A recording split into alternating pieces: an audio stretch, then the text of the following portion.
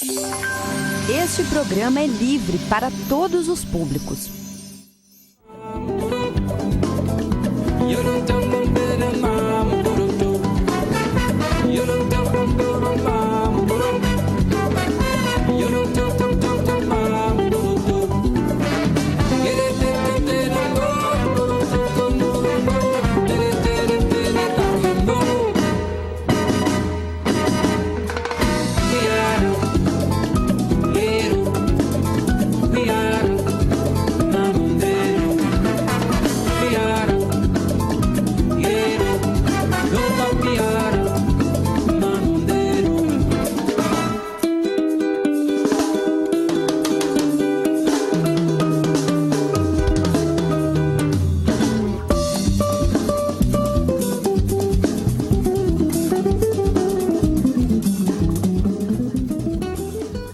Muito bom dia a todas e todos. Está começando mais um programa Paralelo 30 aqui pela FURG FM, também pela FURG TV. Hoje, segunda-feira, 26 de novembro, a gente vai fazer a nossa edição, a última edição mensal, né, do Política e Sociedade aqui no Paralelo 30.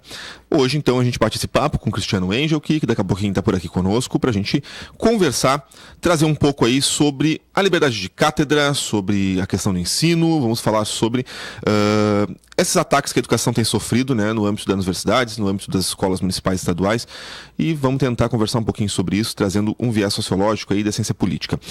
Antes da gente começar esse bate-papo, são 11 horas e 5 minutos, eu trago alguns informes para a gente, e alguns eventos e também a temperatura.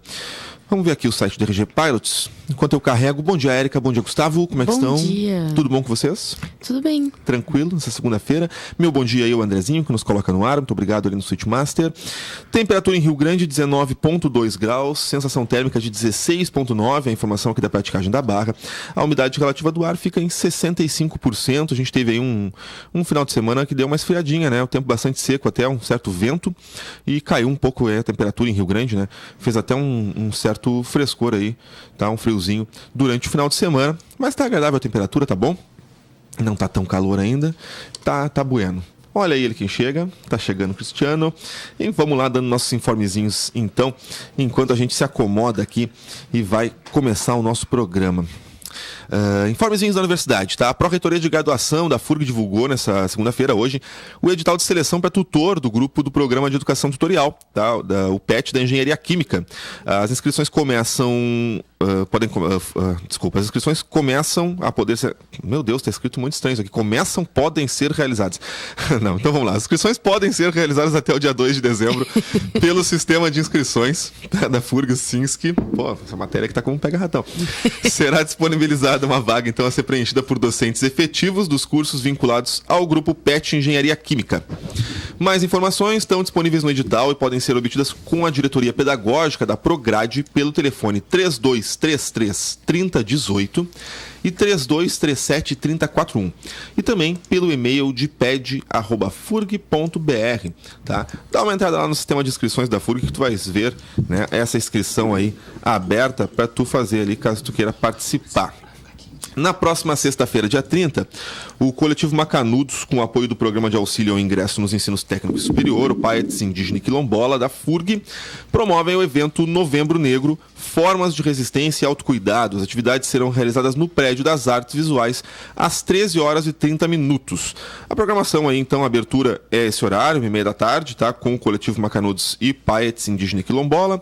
Às 2 da tarde, tem aí Impacto da Nutrição na Saúde da População Negra.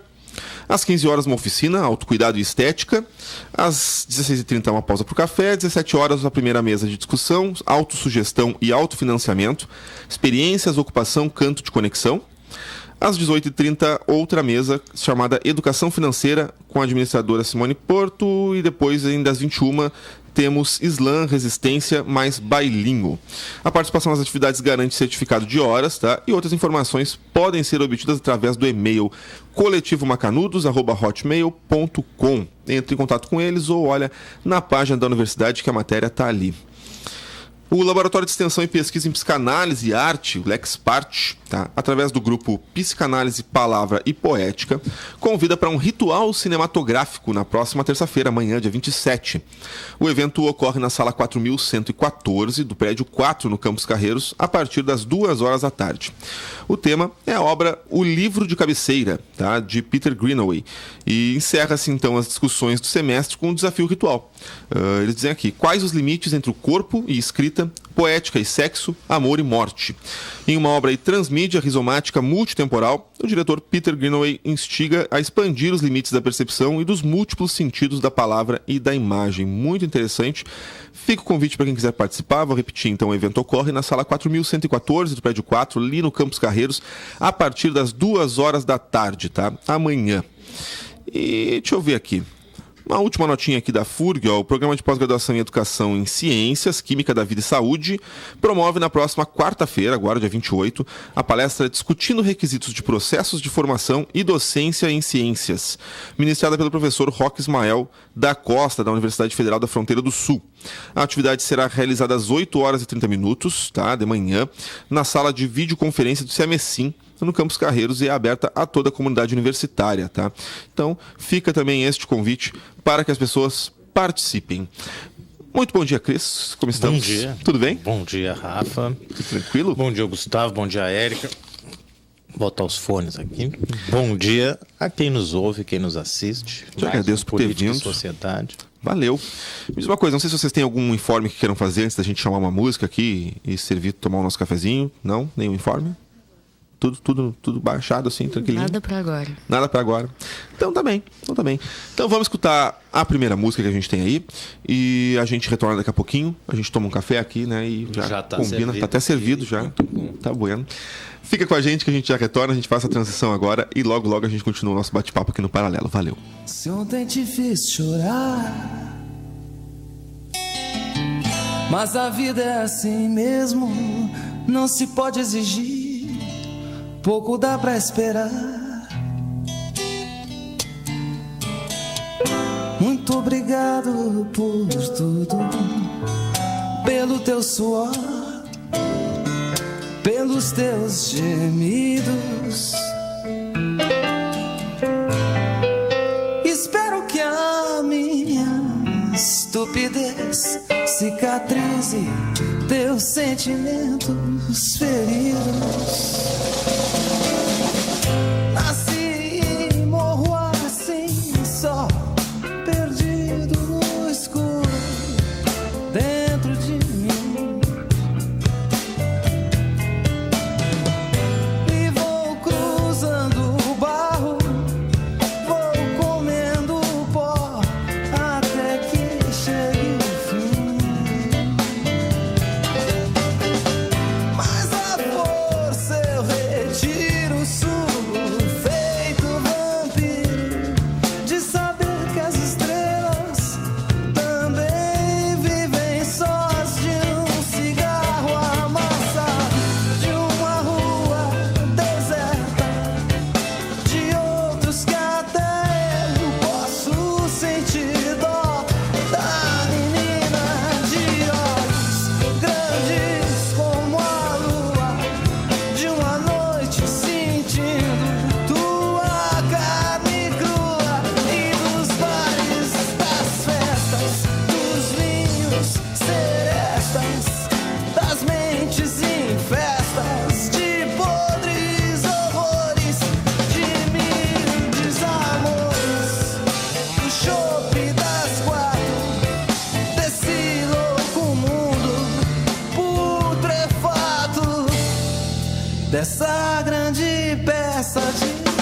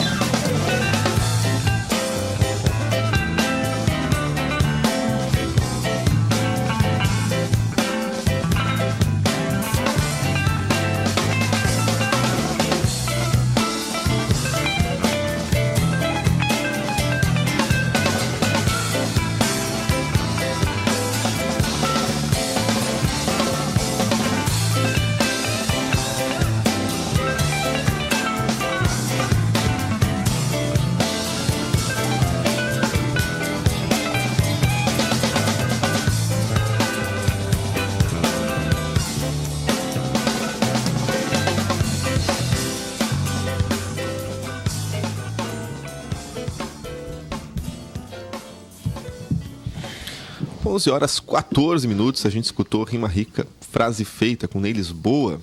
Ótima música, a gente vinha comentando aqui sobre o Ney, né? Muito bom, muito bom. Eu agradeço pela escolha da música, sempre muito bem escolhida, né? Pela Érica. Ah, foi o Rafa, melhor ainda. Não, sem querer desprezar. Todo mundo escolhe bem aqui. Era só para implicar com a Érica pelo nosso diálogo aqui no intervalo. E, enfim, Ney Lisboa, sempre muito bom. E a gente comentava que justamente essa música que eu gosto muito. É uma das minhas preferidas. É Rima Rica, Frase Feita. Tanto a letra quanto a música. E comentava aqui com o Rafa, né? Ney Lisboa me marca porque foi a primeira... Entregando a idade das pessoas, né? Foi a minha primeira fita que eu gravei. Né? Não sei nem se todo mundo sabe que a gente gravava fita de disco de vinil. Era bom. Quando, digamos, adulto, eu ouvia antes algo do tipo Balão Mágico. Depois a primeira música não mais infantil. Meu LP do Balão Mágico. Foi então um disco do Ney Lisboa. Gravei da minha prima Cláudia, lá em Porto Alegre. Massa. Enfim, então é bem marcante, importante, muito boa escolha. Começamos bem o programa de hoje, começamos com o Ney Lisboa. Fico feliz por ter acertado na escolha. Muito bem. Então, Cris, vamos bater esse papo aqui sobre a questão da educação, né? Sobre ser professor e a situação que o professor vive hoje em sala de aula, os ataques que tem sentido à educação, não tanto a educação, mas sim aos professores mesmo, né? Na figura do professor em sala de aula e o que ele representa, né? E a gente tem visto muito, né? Com o projeto Escola Sem Partido e por aí vai, e outros ataques à classe mesmo dos professores, tá? A gente vê agora aí ameaça a planos de carreira. E como é que... Não sei por onde tu queres puxar esse papo. Quando tu propusesse o tema ali, eu achei ele ótimo, mas não sei se tu queres puxar isso no viés universitário onde tu tá inserido, se tu quer falar disso em geral. Eu também não sei, mas vamos lá. Vamos junto. Vai sair por algum lugar. O Cris, para quem não sabe, é professor aqui da universidade, né? Sociólogo, cientista político, e é professor aqui da nossa universidade, mas desce aula também muito em ensino fundamental e médio, né? Sim. Eu me lembro de tudo. Dando aula, acho que nos colégios aqui em Rio Grande. Dei aula no Colégio Marista São Francisco, né? De 2009 a 2014. Dei aula na Atlântico Sul, em 2006, depois que em 2007 virou a Anhanguera, onde eu fiquei até 2011, onde tu fosse meu aluno, a Deca também. Assim como foram meus alunos quando eu comecei sendo substituto na FURG em 2004, 2005. Lá nas artes. Dei aula no CCMAR também, de Direitos Humanos e Cidadania. Na UFPEL também como substituto. E, enfim, desde 2014 aqui na FURG, antes no campus de Santa Vitória, há 1 ano no campus Carreiros. E hoje estás como presidente da Profurg. E hoje também exercendo aí a hein? função de presidente da Profurg, né? Seção sindical aqui da FURG e do IFRS Campus Rio Grande, do ANDES, né? O Sindicato Nacional de Docentes do Ensino Superior e Técnico. E tu trabalhava no ensino médio, como tu falasse, com sociologia, né? Com sociologia e filosofia, no Colégio Marista São Francisco, com muito orgulho. E sem problemas. Tranquilo? Tranquilo, e me preocupa. Não transformasse nenhum aluno em comunista? Não aconteceu? Que eu saiba, não. Que eu saiba, nenhum professor tem esse... Terrorista comunista? Esse superpoder, como muitas vezes dizem que os professores têm, de doutrinador. E é importante, né, a gente tratar disso. Muito pelo contrário, vejo ex-alunos e ex-alunas, alguns com pensamento mais próximo ao meu, mas vejo muitos com pensamento muito diferente, o que posso até não gostar, digamos assim, mas por outro lado me deixa satisfeito, né? Que de certa forma passando a sensação de dever cumprido, de ter, né, de alguma maneira contribuído na formação de cada um, de cada uma, mas sem necessariamente impor uma forma de pensar. Nunca trabalhei dessa forma, nem trabalho e nem trabalharei. E eu acho que a gente podia começar por aí, Rafa, justamente essa questão de quem vem com essas histórias ou de escola sem partido, ou a ideia de doutrinação, inclusive nas redes sociais vem crescendo isso, que vamos controlar a FURG, vamos acabar com, e daqui a um pouco a gente pode tratar mais disso também, acabar com o esquerdismo na universidade. Então são bobagens, no mínimo bobagens, para para tratar assim, né, de forma respeitosa as afirmações que se vem fazendo, e justamente daqueles que não têm a menor noção do que acontece dentro de uma universidade, pessoas que não têm a menor noção do que acontece dentro de uma escola, seja ela pública ou privada. Então, esse tipo de proposição vem sempre de pessoas que não vivem a realidade do professor, da professora, que não vivem a realidade das escolas, das universidades, dos institutos federais, e se acham no direito de interferir e dizer o que é o certo, o que é o errado, ou analisar, fazer diagnósticos de algo que não tem nenhum conhecimento. Acho que é importante primeiro a gente fazer isso, digamos assim, limpar a área, né? No sentido, olha, vamos menos, né? Querer dar pitaco aí, coisa de quem não conhece, né? O próprio proponente aí do Escola Sem Partido, que é um advogado lá de São Paulo, não atua, nunca atuou, não tem conhecimento de sala de aula, e muita gente compra essa ideia sem ter a menor noção de sala de aula. Entre outras coisas, e me orgulho muito, eu sou professor de sociologia e trabalho com a disciplina de elementos sociológicos da educação, que justamente a gente trabalha em sala de aula com os cursos de licenciatura, o quanto a educação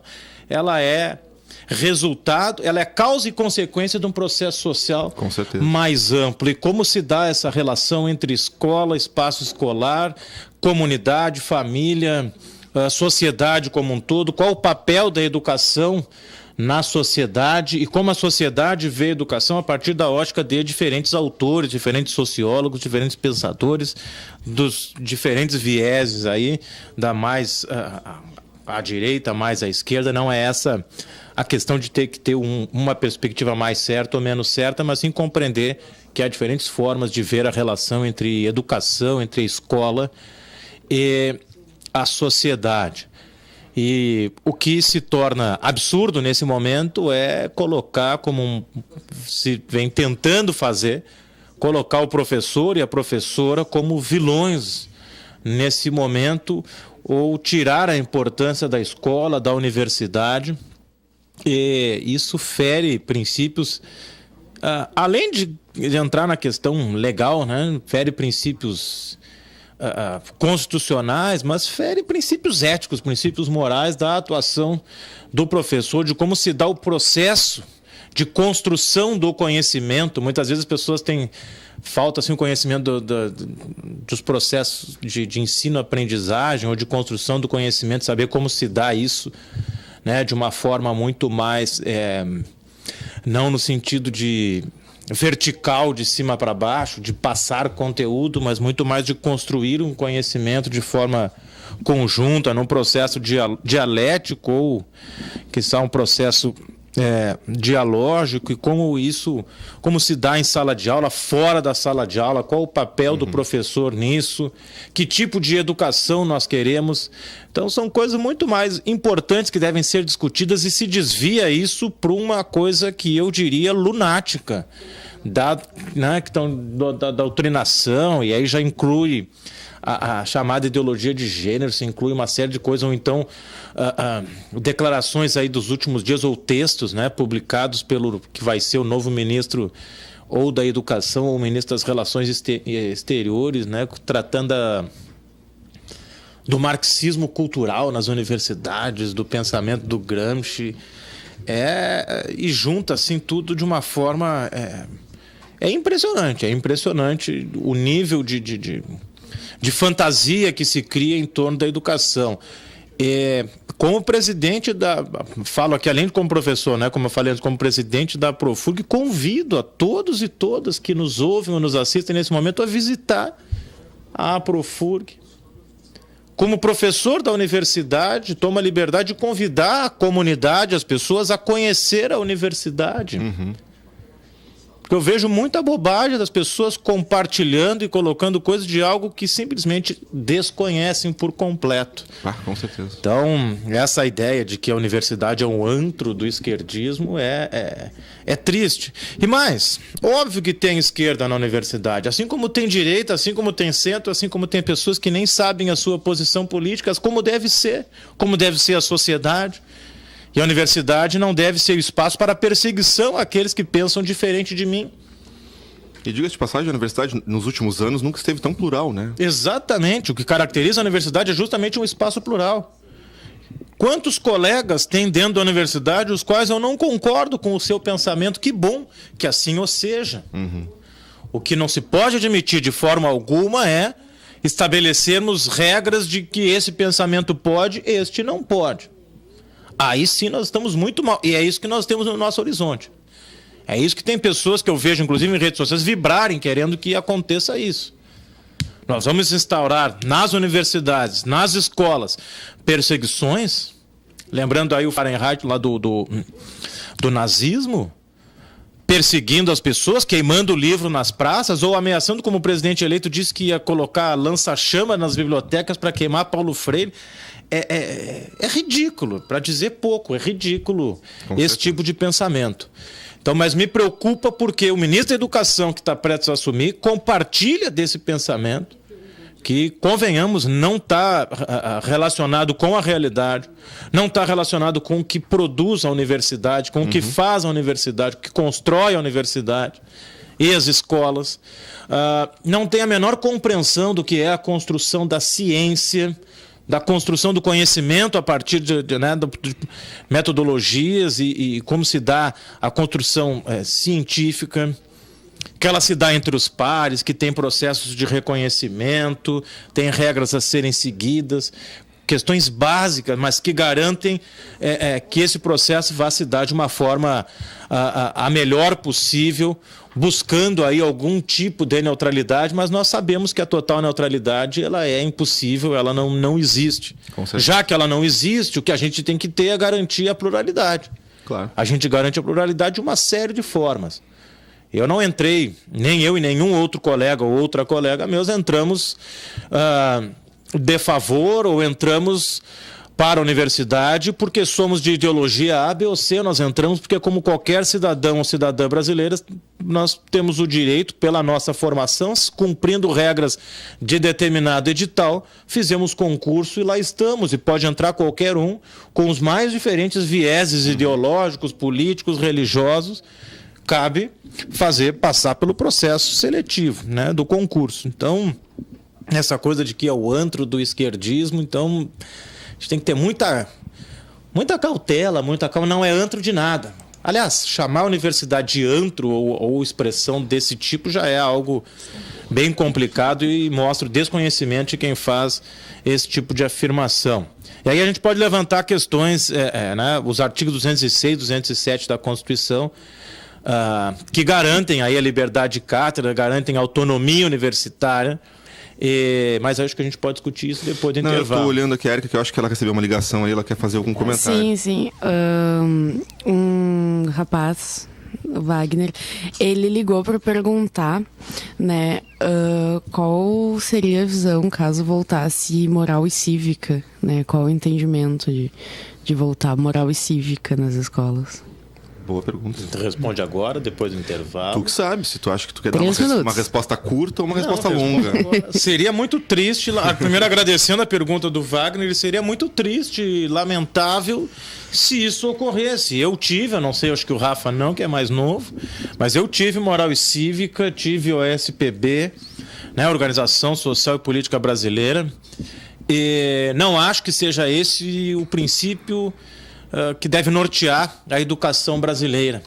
Não é através de imposição de regras morais e de civismo que se constrói cidadãos e cidadãs que minimamente sabem o seu lugar no mundo, o seu lugar na sociedade e podem.